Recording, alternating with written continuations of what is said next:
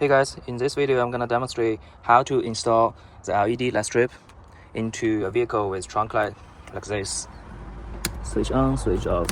Whether the light is on the side or on the top of the vehicle, the method is the same. Before we get into it, let's go over the tools we're gonna need. We're gonna need a towel, we're gonna need a wipe, we're gonna need electric tape, a screwdriver. These three come into the kit: the LED light, a pry tool, and adhesive promoter. So this is the product you're gonna find on Amazon. If you search trunk light. The problem of this product is it's too big.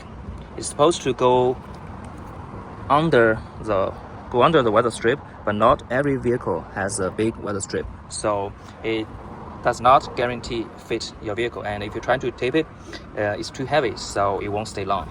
That's why I come up with this solution. First thing first, let's do a cleanup.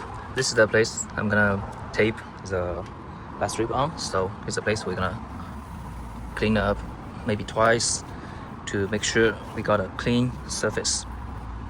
Step, let's take out this light. So usually for this kind of light, if you check the edge, there's somewhere there will be a notch, and make sure your screwdriver is smaller than the notch so you can pry in and pry out. So it's usually held by the clips this side and this side. So just pry the notch, it will come out. And the wire goes behind this trim piece. So for my vehicle, it's Mazda 5. There's a screw here. I'm gonna undo it and pull the panel a little bit out so I have space to fish through the wire. Now the screws are undone. Use a pry tool to pry a little, and so that's enough for this to go through. Now the screws undo, the panel is out, and we're gonna fish this thing in. Remember, this is all we need, this long. And I like to tape them together so they go into together. Now, yep, let's fish it through here. I already say it, so I can pull it out.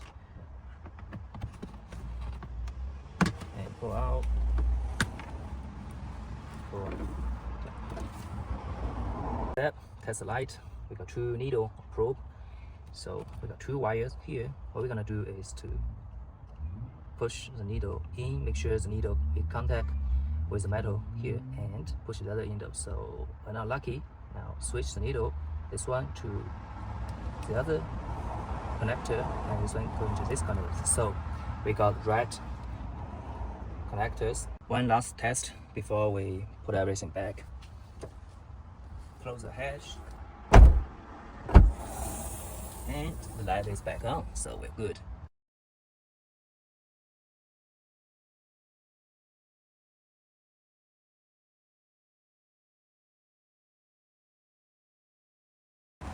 The wire is a bit too long for my car, so what we're gonna need is to push the wire in, all the way in, behind the trim piece until we have just a little bit. Like this. The light itself comes with back tape. Before we tape it, to get the best result, use the adhesive promoter to wipe the contact surface. It is best if you have one person to hold the light and you do the taping thing. If you don't, just put it in your mouth. Right there.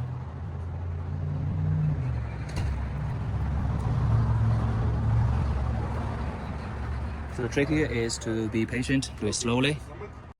Alright, usually the light strip is also longer than the entire trunk area. So what you're gonna do is take a scissor and cut it. Here. Alright, let me zoom in for you. So here's the place to do the cut. See the 2 copper thing? So you're gonna cut it this way. You can either cut it here. I'm gonna cut it from here and tape it back. Yep, like that. See, the light strip works. We're almost there. So pop the trim piece back in, redo the screw, pry the weather strip, make sure the weather strip covers the trim piece, and you can see there's a little bit of the light coming out from here. If this bothers you, what you need to do is take electric tape and cover it up here. Then you're good. Now let's do a final test. Close the hatch, and it turns on. Alright, everything's good. This is the bonus clip. You might notice the switch here doesn't control the light strip. So if you want the switch to control light strip, you're gonna do the next. All right, now let's figure out how the switch controls the light. So usually it's when the switch is off, it cut out the negative, the ground, let's say. So this is a metal piece contact with the switch, and it all the way goes here.